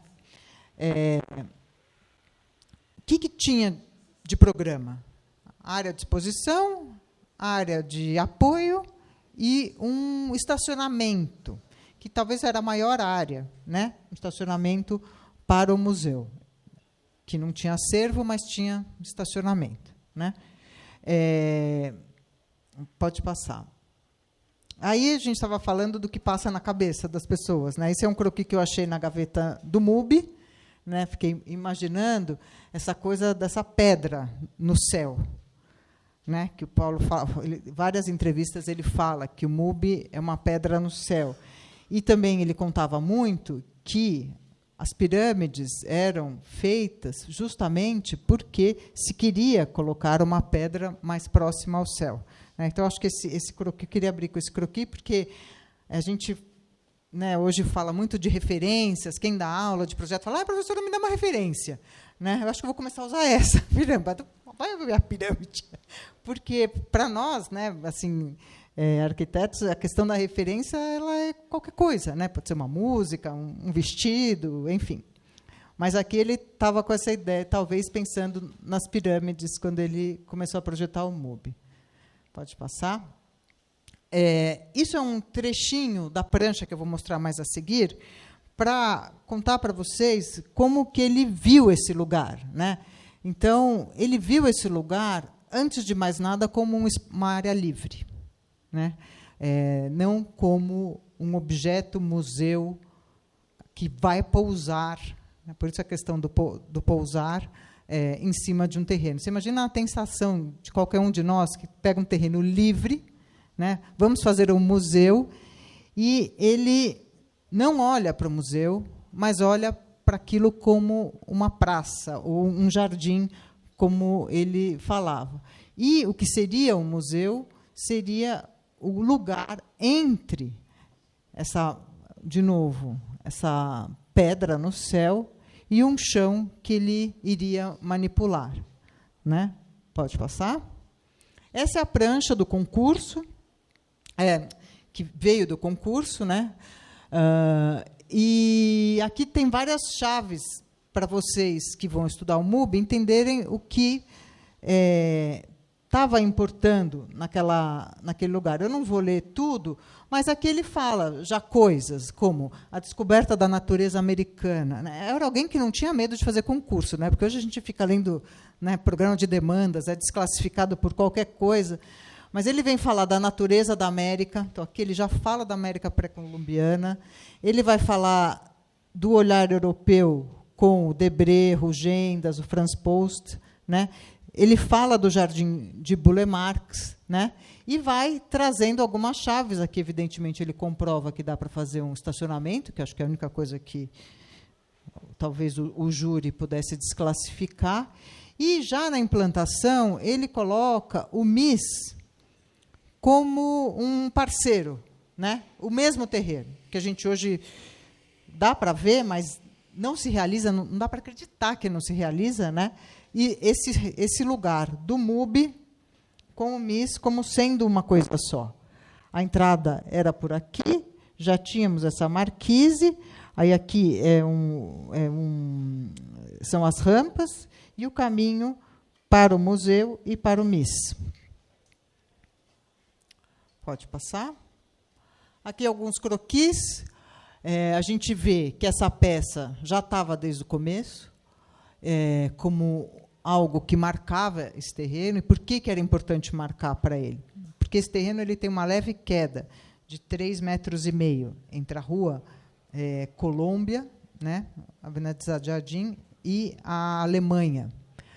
E aí ele fez essa marcação, vamos dizer assim, para você notar que aquele terreno ele tinha essa configuração, né?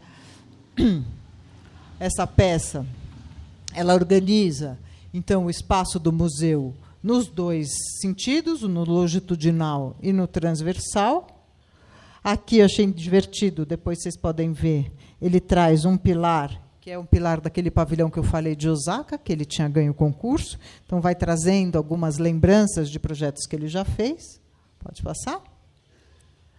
Aqui, então, já tentando resolver essa questão dessa marquise estrutural, então aqui vocês vejam que ela virou um elemento super pesado, e aí volta para cá como uma coisa mais leve, e esse volume que talvez caberia às salas técnicas. Pode passar? Aqui alguns croquis que estavam junto, que fazem parte desse conjunto de imagens que ele tinha desse recinto entre a marquise e o espaço do museu. Pode passar. Aqui, não sei quem viu, a exposição do Amílcar de Castro, lá no MUB, 20 anos depois, a escultura ainda está lá. Então, quando vocês forem ver a escultura do Amílcar, que ainda está lá, e lembrarem desse croquis, eu acho que é bem feliz essa coincidência. Pode passar? Aqui, acho que é a síntese, né, o que a gente poderia dizer, a síntese da operação projetual que ele realiza para esse projeto.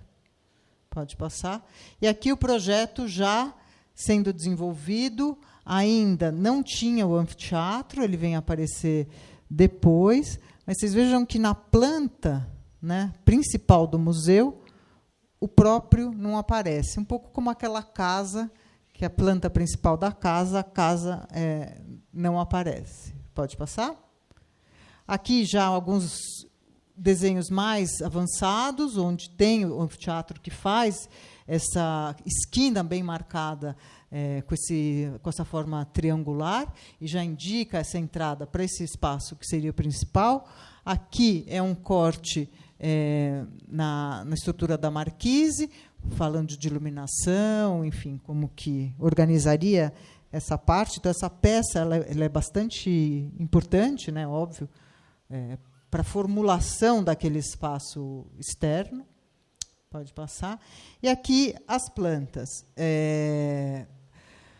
Eu não vou ficar explicando plantas, mas isso é um piso de concreto elevado, então as placas são soltas, a água, isso é bastante difícil de construir, a água toda, ela cai aqui e é conduzida para essa caixa de águas pluviais. Mas, espera aí, pode passar. Tem uma coisa que eu queria que a gente percebesse aqui, e depois no filminho, acho que, como a Helena falou, um brinde, vocês vão ver a graça. Sempre, no raciocínio, desde o começo, a construção dessa peça seria independente da construção do museu.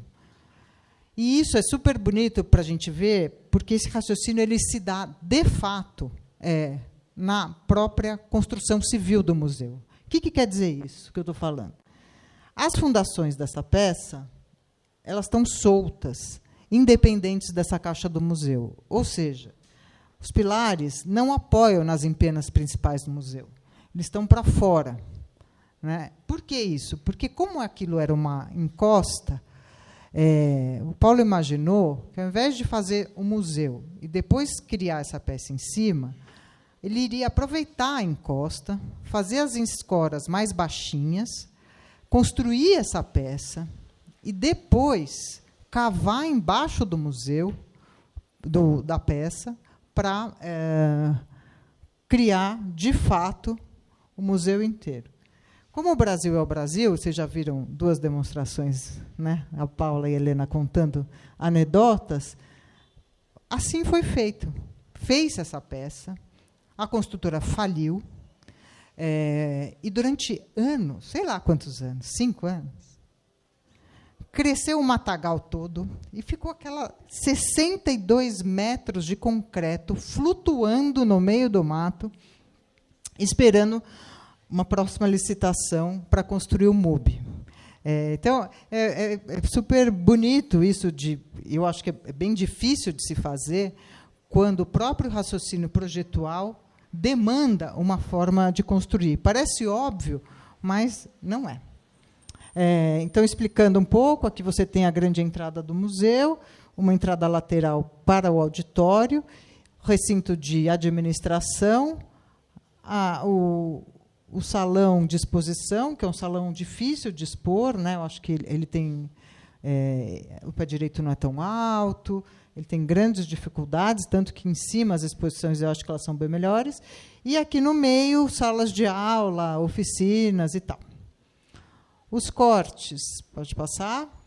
Os cortes revelam, né, essa proximidade entre os primeiros traços e aquilo que, de fato, se fez. Esses são 2 cortes transversais.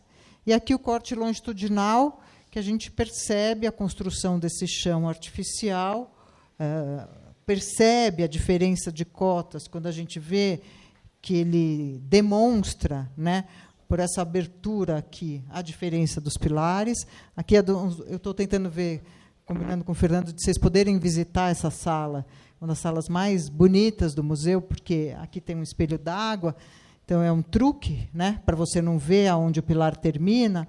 E essa aqui é a sala de administração, que está, vamos dizer assim, enterrada, mas tem o reflexo dessa água que ilumina esse recinto. É bem bonito. Aqui uma planta detalhada do anfiteatro, pode passar, e umas imagens do Nelson Con, que acho que, enfim, que revelam um pouco essa espacialidade intrigante. Eu acho que o Nelson é um dos melhores fotógrafos, né, pelo menos para mim, de arquitetura, mas, mesmo assim, é difícil dar conta assim, da riqueza desse lugar. E aqui uma vista aérea, que a gente não vê, né, obviamente, é de drone. E aqui é um trabalho da Carmela Gross, mãe da nossa querida Lua. E ele foi feito aí, mas eu vou deixar o Paulo explicar por que esse projeto, essa escultura, esse trabalho da Carmela está aí. Então, deixa eu ver se tem mais uma. Não, volta para trás. O que eu gostaria assim, de deixar como leitura desse lugar é que talvez o programa do museu não seja o próprio museu, né? Interessante pensar isso como um espaço público livre. Hoje ele é cercado como o Ibirapuera. Ele cresceu também, ele tem tido exposições bastante importantes aqui na cidade, demandou um anexo. Esse anexo foi projetado, não foi construído, não andou para frente. Esse anexo é um cubo aqui de 20 por 20 por 15, que contém salas técnicas, uma biblioteca e uma sala de exposição com pé direito de 6 metros, e que tem acesso por baixo. Então, ele tem um nível enterrado e depois ele cresce aqui. Se eu não me engano, o MIS, que está aqui, ele tem essa casa do MIS, né? Então, ele atinge essa rua. Então, o terreno do MUB ele pode ser pensado como um terreno que se estenderia por essa quadra, que é um enclave no meio de um bairro residencial, mas hoje já numa avenida bastante movimentada da nossa cidade. Pode passar. Aí eu queria terminar com um trechinho de um filme que eu fiz com o João e com a Ju, aqui, que nos deu muito prazer, né, Ju? Que a gente se divertiu muito, e a gente ficou, acho que, 5 horas fazendo entrevista com o Paulo, e virou 29 minutos. Então, aqui, o trabalho de edição, de cara, foi um trabalho super bacana. Eu quis terminar com a voz dele, porque acho que muitos de vocês não tiveram possibilidade de ver palestras e tal, e acho que ele fala do MUB de um jeito bastante lírico e que acho que, para um começo de exercício, pode ser bem divertido escutar.